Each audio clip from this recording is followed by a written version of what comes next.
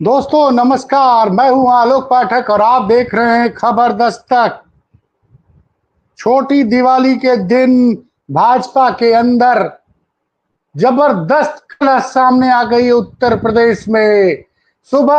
आज की सुबह जब अखबारों में विज्ञापन छपे अयोध्या के दीपोत्सव के, जिसमें कि योगी आदित्यनाथ का नाम था, घर में उपस्थिति में महामहिम राज्यपाल आनंदीबेन पटेल का, लेकिन अप्रत्याशित रूप से दोनों उप मुख्यमंत्रियों केशव मौर्य और ब्रजेश पाठक का नाम नहीं था। और उसके बाद जो भूचाल, जो तूफान, जो भूकंप लखनऊ में आया है, उसका असर आपको आने वाले दिनों में देश की राजनीति पे दिखेगा कि क्या योगी खेमे ने आर पार की लड़ाई का ऐलान कर दिया है। मेरे शब्दों को ध्यान से सुनिएगा, क्या योगी खेमे ने आर पार की लड़ाई का ऐलान आज के दिन विज्ञापन से दोनों उप मुख्यमंत्रियों केशव मौर्य और ब्रजेश पाठक का नाम काटकर कर दिया है? क्योंकि ये मैं नहीं कह रहा हूं, ये उत्तर प्रदेश के पूर्व मुख्यमंत्री और देश की तीसरी सबसे बड़ी पार्टी के नेता अखिलेश यादव कह रहे हैं, जिन्होंने लोकसभा चुनाव में मोदी, शाह और योगी के अहंकार को ध्वस्त किया था। अखिलेश यादव ने लिखा है, सोचिए, गोदी मीडिया चला रही है, गोदी मीडिया लगातार अखिलेश के दिए बाती पे बयान को लेकर हल्ला मचाए हुए है और यहाँ हड़कंप मच गया है। क्या लिखा है अखिलेश यादव ने? जिसको जगह न मिली इस्तेहार में, उनकी क्या अहमियत बची सरकार में। ध्यान दीजिएगा, जिसको जगह न मिली इस्तेहार में, उसको क्या अहमियत है बची है सरकार में। जनता पूछ रही है, उत्तर प्रदेश भाजपा सरकार में उप मुख्यमंत्री के दोनों पद समाप्त कर दिए गए हैं क्या? आश्चर्य की बात यह है कि विज्ञापन में कनिष्ठ मंत्रियों के नाम तो दिख रहे हैं, लेकिन डिप्टी सीएम साहब के लोगों के नहीं। क्या यही भी हाथा नहीं है भाता? बहुत तगड़ा वार किया है। कहीं क्या यही भी हाथा नहीं है भाता? या प्रभुत्ववादी सोच तो हो तो हावी नहीं हो जाती है? कि कारण है कि महामहिम राज्यपाल आनंदीबेन पटेल और योगी आदित्यनाथ के साथ जो दो नाम छपे हैं, वो सूर्य प्रताप शाही और जयवीर सिंह का है। ध्यान से सुनिए, आनंदीबेन पटेल के अलावा राज्यपाल महोदया महामहिम के अलावा योगी आदित्यनाथ का नाम है, मंत्री सूर्य प्रताप शाही का नाम है और जयवीर सिंह का नाम है। एक तरफ डबल इंजन, इसलिए मैं कह रहा हूं, इससे बड़ा भूकंप आया है। और उसके बाद होता क्या घटनाक्रम? आनन फानन में केशव मौर्य के ऑफिस से चिट्ठी जाती है कि वो अपरिहार्य कारणों की वजह से अयोध्या का आज का दौरा स्थगित कर दे रहे हैं। तब तक सोशल मीडिया पे जो निमंत्रण पत्र भेजा गया था, उसकी कॉपी तैरने लगी, उसकी कॉपी शेयर की जाने लगी। इन सारे निमंत्रण पत्रों में दोनों उप मुख्यमंत्रियों का नाम था। जब निमंत्रण पत्र जो सरकार की तरफ से अतिथियों को अयोध्या के दीपोत्सव में आमंत्रित करने वाले में नाम छपे थे, तो किसके कहने पे, किसके आदेश पर केशव मौर्य और ब्रजेश पाठक के नाम काटे गए? और सबसे चौंकाने वाली बात जो सामने आई है कि केशव मौर्य कल इसी आयोजन में शामिल होने के लिए बिहार में, चूंकि वो चुनाव में उप प्रभारी बनाए गए हैं, वो कल लौट के आए थे कि आज अयोध्या जाना है। फिर अपरिहार्य कारणों से उन्होंने प्रोग्राम स्थगित कर दिया। ब्रजेश पाठक भी नहीं गए और खबर तो 1 बजे आते आते और बड़ी हो गई, जब ये पता चला कि राज्यपाल महोदया भी संभवतः अयोध्या नहीं जाएंगी। और उसके बाद अखिलेश यादव ने ये जो ट्वीट किया, वो मैं फिर से पढ़ के सुना रहा हूं। जिसको जगह न मिली इस्तेहार में, यानी विज्ञापन में, उनकी क्या अहमियत बची है सरकार में। जनता पूछ रही है, उत्तर प्रदेश भाजपा सरकार में उप मुख्यमंत्री के दोनों पद समाप्त कर दिए गए हैं क्या? आश्चर्य की बात यह है कि विज्ञापन में कनिष्ठ मंत्रियों के नाम तो लिख दिख रहे हैं, लेकिन डिप्टी साहब लोगों के नहीं। कहीं यहां भी वही जो हाथा नहीं है भाता, यह प्रभुत्ववादी सोच तो हावी नहीं हो गई। एक तरफ डबल इंजन की लड़ाई में कोई एक ऐतिहासिक कार्यक्रम में किसी को साइड में बैठाकर ऐतिहासिक अपमान कर देता है, और वो महानुभाव आज अपने विज्ञापन में उनको साइड में खड़ा होकर दिखाकर हिसाब बराबर करते दिख रहे हैं। दूसरी तरफ मुख्य जी उसी विज्ञापन में अपने उपलोगों का जिक्र तक नहीं करते हैं। भाजपा में डबल इंजन ही नहीं, इंजन से इंजन भी डिब्बे भी टकरा रहे हैं भाजपा सरकार ने। और एक और बड़ी बात कही उन्होंने, क्योंकि ये आयोजन अयोध्या में हो रहा है और जो अखिलेश यादव का दावा है, भाजपा सरकार ने अयोध्या के पीडीएस सांसद को भी दीपोत्सव न बुलाकर जो कृत्य किया है, उससे संपूर्ण पीडीएस समाज बेहद आहत हुआ है। उस भाजपा से क्या उम्मीद करना जो वर्चस्ववादी सोच के अहंकार में डूबी है और अपनों की ही सगी नहीं है। अब की बार डिप्टी सीएम साहब बाहर।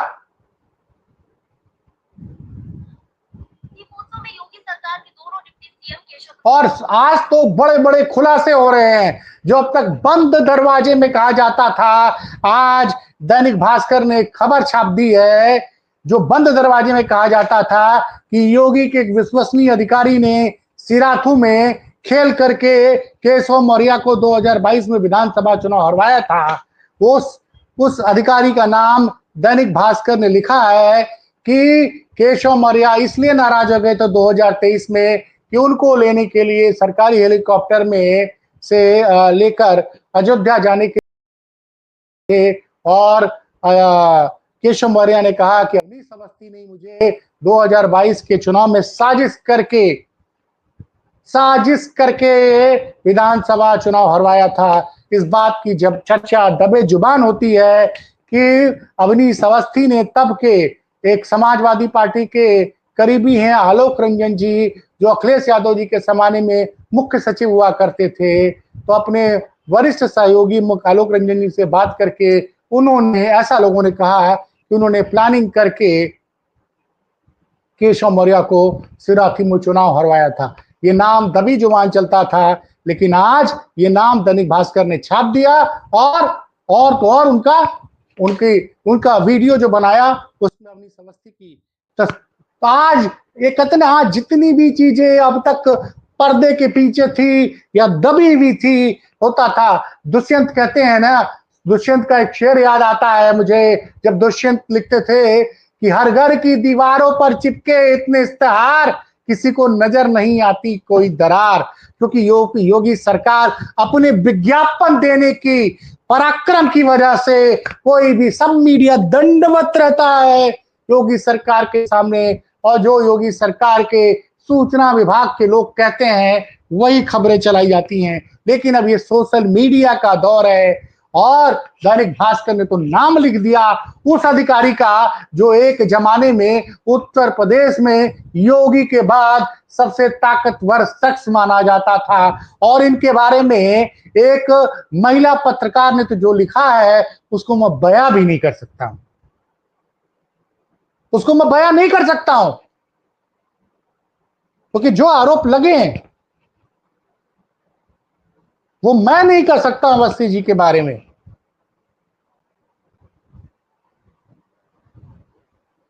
तो आज सोचिए दीपोत्सव है, और पत्रकार अभिषेक उपाध्याय ने तो दावा किया है कि बड़ी संख्या में, पहले क्या होता था बड़े कई मंत्री जाते थे, आज कई मंत्री नदारद है, आज कई मंत्री नदारद है। और वो जो कह रहे हैं अखिलेश यादव हाथा नहीं है भाता, दरअसल उनका इशारा यह है कि ब्राह्मण पसंद नहीं है इनको, ओबीसी पसंद नहीं है। इसलिए मैं कह रहा हूं कि क्या योगी खेमे ने आर पार की लड़ाई का मूड बना लिया है? क्या गुजरात में अभी जो मंत्रिमंडल में जबरदस्त फेरबदल हुआ है, क्योंकि संभावना है कि कभी भी यूपी में बदलाव हो सकता है। वैसे योगी खेमे के पत्रकार तो कहते हैं कि केशव मौर्य बिहार चुनाव में जो कि उनकी असलियत सामने आ जाएगी, और अब राजनीतिक रूप से वो उनका कोई कोई वजन नहीं रह जाएगा। तो देखिए तलवारें जो अभी तक बंद दरवाजे के अंदर तलवार चलती थी, लेकिन आज छोटी दीपावली के दिन और राज्यपाल महोदया, ये जो खबर आ रही है कि राज्यपाल महोदया अयोध्या में नहीं गई हैं, इसके बड़े गंभीर मायने। अभी तक स्पष्ट नहीं हुआ है कि राज्यपाल महोदया वहां गई हैं नहीं गई हैं। अगर वो नहीं आती हैं तो, और उसके अलावा ये दोनों लोग नहीं गए, और जैसा पत्रकार अभिषेक उपाध्याय ने ट्वीट पे दावा किया है, मैं उनके ट्विटर की भी पंक्तियां पढ़ के सुना रहा हूं आपको। देखिए, हम लोग के पास संसाधन कम है तो हम सामने स्क्रीन पे पढ़ के नहीं बोल सकते हैं। ज्यादातर मैं एक्सटेम्पोर ही बोलता हूं, लेकिन कुछ चीजें, हर चीज मुझे याद नहीं रहती है, तो कुछ चीजें मोबाइल से या स्क्रीन पे पढ़कर मुझे आपको बतानी पड़ती है। इसके लिए मुझे क्षमा कीजिए। जो अभिषेक उपाध्याय का जो ताजा ट्वीट है मैं पढ़ के सुना रहा हूं। बिग, अयोध्या का दीपोत्सव राजनीतिक ज्वालामुखी का रूप लेता जा रहा है। जो मैंने कहा कि ये राजनीतिक ज्वालामुखी बन चुका है। इस बार दीपोत्सव में योगी सरकार के अधिकतर मंत्री नदारद हैं। सब कुछ बदला बदला है। न राज्यपाल, न दोनों डिप्टी सीएम, न विदेशी मेहमान, न कैबिनेट के दूसरे महत्वपूर्ण सदस्य। भ्रष्टाचार, जाति अहंकार और आंतरिक असंतोष के चक्रव्यूह में बुरी तरह घिर चुकी योगी सरकार की मुसीबत यह है कि यहाँ अपने बचाव का इकलौता मुलजिम वाला कार्ड भी नहीं खेल सकती है, क्योंकि यहाँ तो क्या लिखा है, मैं आपको फिर से पढ़ूं, मैंने गलती कर दी कि यहाँ तो गजब का अपने बचाव का इकलौता मुस्लिम वाला कार्ड भी नहीं खेल सकती है। इस लाइन पे ध्यान दीजिएगा, फिर से पढ़ रहा हूं। भ्रष्टाचार, जाति अहंकार और आंतरिक असंतोष के चक्र में बुरी तरह से घिर चुकी योगी सरकार की बड़ी मुसीबत में है, और कि यहाँ अपने बचाव का इकलौता मुस्लिम वाला कार्ड भी नहीं खेल सकती, क्योंकि सारे के सारे किरदार हिंदू ही हैं। ज्वालामुखी पहले भी कई बार फूटा है, मगर इस बार लावे की तरह अमेरिकी B-2 स्टेल्थ बम्बर्सकों को भी मात दे रहा है। हमला इतना सटीक है कि सुरक्षा की परमाणु सुरंगों में अमूलचूल परिवर्तन के रेडिएशन का जबरदस्त खतरा मंडरा रहा है। और उसके बाद जो बड़ा धमाका किया है वो एबीपी की पूर्व पत्रकार और न्यूज नशा नामक डिजिटल मीडिया पे सबसे पहले हिंदी में न्यूज चैनल चलाया था डिजिटल मीडिया पे। उस चैनल का नाम है न्यूज नशा। तो न्यूज नशा की संपादक विनीता यादव, उन्होंने तो जबरदस्त रूप से प्रहार किया है। विनीता बहुत खुल के लिखती हैं, उनके शब्द सुनिए, पढ़िए, मैं पढ़ के सुना रहा हूं। विज्ञापनों में उप मुख्यमंत्री का नाम गायब करने की सलाह किसने दी थी? विज्ञापनों में उप मुख्यमंत्रियों का नाम गायब करने की सलाह किसने दी थी? अब मैं नाम नहीं ले सकता हूं। जो उन्होंने अवस्थी जी के लिए शब्दों का इस्तेमाल किया है वो शब्द मैं नहीं पढ़ सकता हूं, मेरी व्यक्तिगत मजबूरी है। मैं, अवस्थी जी हमारे यहाँ पारिवारिक रूप से जुड़े हुए हैं और मैं उनका चरण छूता हूँ, दर्शकों के सामने स्वीकार करता हूँ, तो मैं उनके खिलाफ वो शब्द नहीं पढ़ सकता हूँ जो विनीता जी ने लिखे हैं। लेकिन चिट्ठी, सवाल उठे हैं अवस्थी जी के ऊपर। और एक और का जिक्र है, किसी और का जिक्र है कि गन्ना किसानों को चूस कर पता नहीं कौन कोठियां बनवाने वाले कोई संघ के गन्ना सिंह है। ये भी मैं इनको नहीं जानता कौन है भैया, जो उन्होंने लिखा है गन्ना किसानों को चूस कर कोठियां बनवाने वाले, क्योंकि उनका कहना है कि यही दोनों सबसे कहते फिरते हैं कि किसी के जाने या न जाने से कोई फर्क नहीं पड़ता।